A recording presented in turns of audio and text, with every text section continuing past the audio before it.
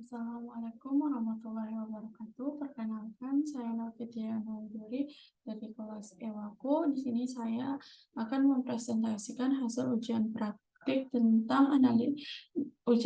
NLP tentang analisis sentimen Twitter pada tayangan TV menggunakan metode Knife Files. Kemudian latar belakang, tujuan dan urgensi. Latar belakang televisi merupakan salah satu daripada media massa elektronik yang paling banyak diakses oleh masyarakat Indonesia. Hal ini dikarenakan mudah dan murah untuk dapat menyaksikan siaran televisi. Diiringi perkembangan pesat di industri televisi dari hari ke hari, menyebabkan setiap stasiun televisi berlomba untuk menyajikan berbagai macam tayangan. Twitter sebagai media sosial berbasis mikroblog turut dimanfaatkan oleh industri televisi untuk media publikasi. Selain itu juga sebagai corong kritik dan saran masyarakat terhadap program yang ditayangkan. Masyarakat Indonesia dengan jumlah yang banyak berbanding lurus dengan banyak tweet tentang topik televisi di Indonesia. Hal ini bisa menjadi masalah yang menyulitkan jika data penelitian berupa tweet dari masyarakat tetap diproses secara manual untuk menghasilkan informasi terkait penilaian tayangan televisi. Oleh karena itu, di sini menganalisis data tweet menggunakan aplikasi dengan algoritma Typeballs untuk mendapatkan hasil informasi penelitian sentimen masyarakat mengenai tayangan televisi. Tujuan dan urgensinya, penelitian bersifat untuk melakukan analisis sentimen masyarakat atas tayangan televisi di tanah air. Metode yang peneliti gunakan yaitu klasifikasi sentimen dalam penelitian ini adalah metode Knife-Bayes. Next ada data collection. Data collection diambil dari GitHub yang dimana di sini menggunakan data tweet sentimen tayangan TV.csv. Kemudian total jumlah tweetnya sebanyak 400. Kemudian data terdiri dari label 200 label positif 200 tweet dan label negatif 200 tweet. Kemudian ada processing data. Yang pertama itu ada casefolding, di mana mengubah URL angka serta karakter tanda baca, mengubah teks menjadi lowercase. Kemudian ada filtering, memilih kata-kata penting dan menghilangkan kata yang bermakna sama. Kemudian ada stop word, yang di mana menggunakan kata penghubung seperti dan, yang, serta, setelah, dan lainnya. Penghilangan stop word ini dapat mengurangi ukuran indeks dan waktu pemrosesan. Selain itu juga dapat mengurangi level noise. Yang keempat itu ada stemming yang diperlukan untuk memperkecil jumlah indeks yang berbeda dari satu data sehingga sebuah kata yang memiliki sufiks maupun prefix akan kembali ke bentuk dasarnya. Kemudian ada ekstraksi fitur, di mana di sini menggunakan ekstraksi fitur dari back of word and n-gram dan ekstraksi fitur TF-IDF n-gram. Di sini sudah dimunculkan data yang sudah diekstraksi menggunakan back of word n-gram dan TF-IDF n-gram. Yang di mana back of word n-gram adalah teknik yang digunakan dalam pemrosesan bahasa alami dan mempelajari mesin untuk mengubah data sembarang seperti teks atau gambar menjadi fitur numerik yang dapat digunakan untuk mempelajari mesin. Kemudian TF-IDF adalah teknik yang digunakan dalam pemrosesan bahasa alami dan mempelajari mesin untuk mengubah data sembarang seperti teks atau gambar menjadi fitur numerik yang dapat digunakan untuk mempelajari mesin. Next ada model yang dikenakan. Di sini menggunakan model Knife-Bayes, di mana merupakan sebuah pengklasifikasian probiotik sederhana yang menghitung kumpulan probabilitas dengan menjumlahkan frekuensi dan kombinasi nilai dari dataset yang diberikan. Algoritma menggunakan teorema Bayes dan mengasumsikan semua atribut independen atau tidak saling ketergantungan yang diberikan oleh nilai pada variabel teks, di mana di sini kita pilih metode Knife-Bayes, kemudian digunakan untuk memisahkan data uji dan data latih, kemudian digunakan untuk menyimpan model yang telah dilatih. Kemudian next kita menuju ke performa model. Di sini kita menghitung jumlah data yang berhasil diprediksi model dan jumlah data yang salah diprediksi. Jumlah prediksi benar sebanyak 71, jumlah prediksi salahnya 9, sehingga akurasi pengujiannya yaitu 88,75%.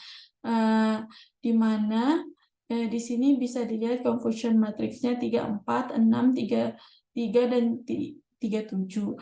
Di sini case validation-nya akurasi setiap split 0,8, kemudian rata-rata akurasi pada cross validation-nya 0,86625. Next, ada kesimpulan. Jadi, berdasarkan model yang digunakan, aplikasi yang dibangun dapat menghasilkan informasi sentimen publik terhadap tayangan televisi melalui opini yang ditulis pada media sosial tweet, sehingga penilaian sentimen masyarakat tentang tayangan televisi dapat diketahui dengan mudah. Kemudian nilai akurasi yang diperoleh aplikasi ini untuk mengklasifikasi sentimen Twitter tentang tayangan televisi yaitu sebesar 88,75%, di mana ini dianggap cukup baik. Kemudian kita lanjut saja menuju ke codingannya agar lebih jelas. Di sini pertama-tama kita import library, ada import pandas, pd, import numpy, matplotlib, kemudian install library sastrawi, kemudian import nlk, kemudian kita ke data acquisition, kemudian kita pada dataset ini memiliki label positif dan negatif, di mana kita download datasetnya, kemudian kita baca datasetnya, kemudian kita datasetnya kita info datasetnya kita munculkan, kemudian data sentimennya berbentuk positif dan negatif, kemudian total jumlah tweetnya 400, terdiri dari label positif 200 tweet, negatif 200 tweet. Data sudah balance, tapi label masih bentuk kategorik, jadi perlu diubah ke dalam bentuk numerik. Kemudian kita udah mengubah ke dalam bentuk numerik, kemudian kita masuk ke proses data text processing, kemudian drop kolom. Dataset terdiri dari 5 kolom. Pada kasus analisis sentimen tayangan televisi hanya membutuhkan atribut sentimen sebagai label target dan atribut text tweet sebagai X. Kemudian kita munculkan data dropnya, kemudian convert data label ke numerik. Ini datanya, kemudian kita ke case folding buat fungsi untuk langkah case folding, yaitu kita mengubah teks menjadi lowercase, seperti yang telah saya jelaskan tadi.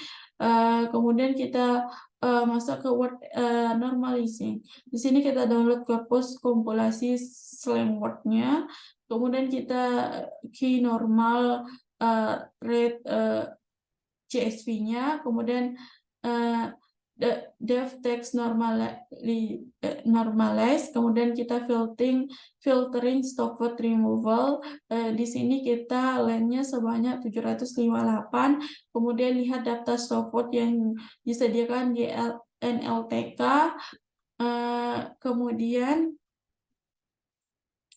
habis itu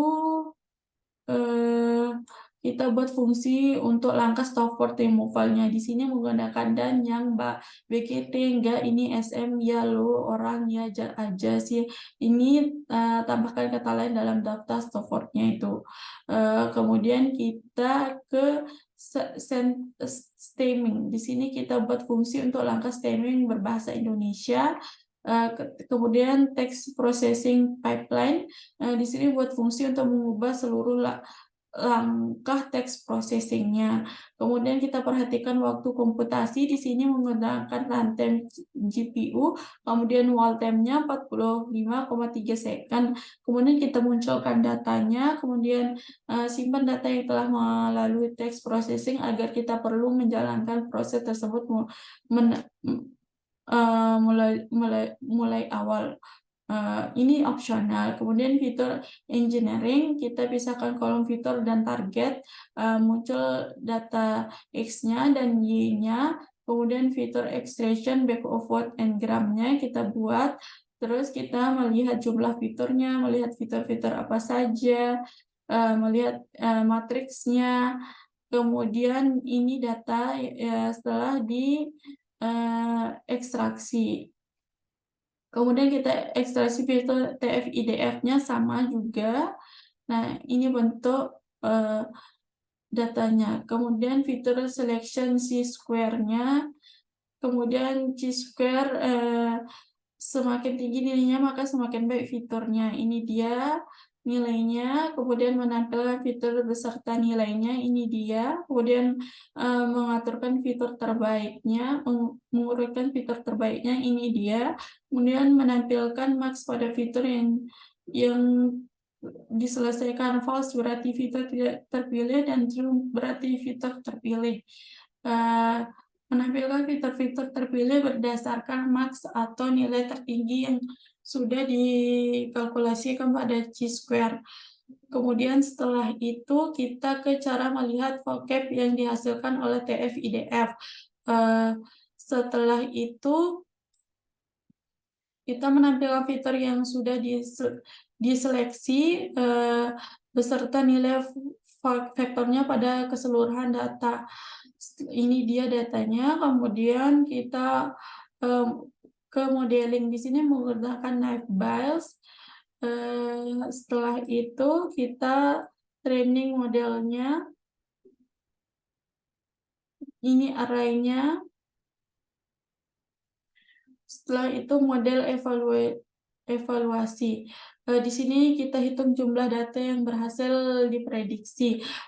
Jumlah prediksi benar 71, jumlah prediksi salah 9, akurasi pengujiannya 88,75%. Di sini confusion matriksnya 346, 337. Kemudian rata-rata akurasi setiap splitnya 0,8, kemudian rata-rata akurasi pada cross validation-nya 0,86625.